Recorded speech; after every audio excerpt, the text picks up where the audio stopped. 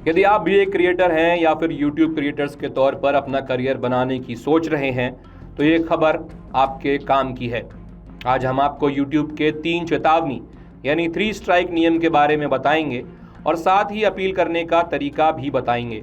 सबसे पहले आपको बता दें कि यूट्यूब का 3 स्ट्राइक रूल नीति उन क्रिएटर्स पर लागू होती है जो यूट्यूब की कॉपीराइट और कम्युनिटी गाइडलाइंस का उल्लंघन करते हैं। बार बार गलती करने पर क्रिएटर को गंभीर परिणाम भुगतने पड़ सकते हैं, यहाँ तक कि आपका चैनल डिलीट भी हो सकता है। तो ये वीडियो पूरी जरूर देखिएगा।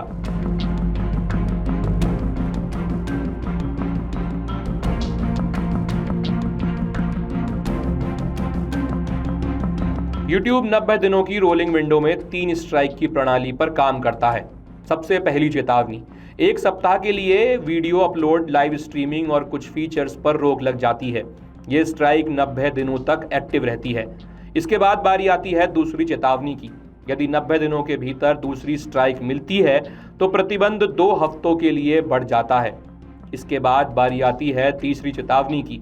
अगर तीसरी स्ट्राइक भी इन्हीं 90 दिनों में मिलती है तो चैनल को स्थायी रूप से हटा दिया जाता है और इसकी सारी सामग्री डिलीट कर दी जाती है। इससे जुड़े अन्य चैनल्स भी प्रभावित हो सकते हैं, पर इसमें ध्यान देने वाली बात यह है कि आपत्तिजनक वीडियो डिलीट करने के बाद भी स्ट्राइक खत्म नहीं होती। इसके बाद बात करते हैं कॉपीराइट स्ट्राइक की।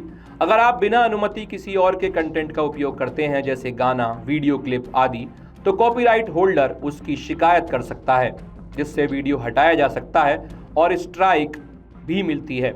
इसके बाद कम्युनिटी गाइडलाइंस स्ट्राइक, यानी कि YouTube की नीतियों का उल्लंघन करने पर, जैसे भ्रामक, हानिकारक या आपत्तिजनक कंटेंट डालने पर पहले वार्निंग दी जाती है और उसके बाद स्ट्राइक लगाई जाती है।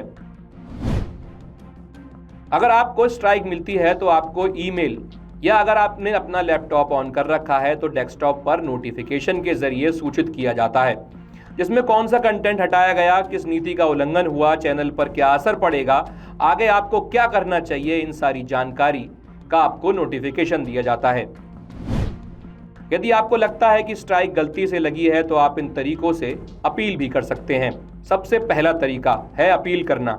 YouTube स्टूडियो के जरिए आप कॉपीराइट और कम्युनिटी गाइडलाइंस दोनों तरह की स्ट्राइक्स पर अपील कर सकते हैं। यदि अपील स्वीकार होती है तो स्ट्राइक हटा दी जाती है। इसके बाद आता है काउंटर नोटिस देना, यानी कि केवल कॉपीराइट स्ट्राइक पर आप काउंटर नोटिस भी दे सकते हैं। यदि आपको लगता है कि आपका वीडियो फेयर यूज के तहत आता है या गलती से हटाया गया है तो आप कानूनी काउंटर नोटिफिकेशन भी दे सकते हैं। यदि 10 कार्य दिवसों में कॉपीराइट होल्डर कोर्ट कार्रवाई नहीं करता तो वीडियो बहाल हो सकता है। इसके बाद बात करते हैं क्लेम वापस लेने का अनुरोध करने की। आप कॉपीराइट होल्डर से संपर्क कर सकते हैं और उनसे दावा वापस लेने का अनुरोध भी कर सकते हैं। यदि वह सहमत होते हैं तो आपकी स्ट्राइक हट जाएगी। इसके बाद आखिरी रास्ता बचता है 90 दिनों का इंतजार करना। यदि आप 90 दिनों तक कोई गलती नहीं करते तो स्ट्राइक अपने आप समाप्त हो जाती है। उम्मीद है जानकारी आपको पसंद आई होगी। आपकी इन सब पर क्या राय है हमें कमेंट्स में जरूर बताइएगा। अगर आप ये वीडियो YouTube पर देख रहे हैं तो हमारे चैनल को सब्सक्राइब करें और बेल आइकन को दबाना ना भूलें। अगर आप Facebook पर ये वीडियो देख रहे हैं तो हमारे पेज को लाइक करें।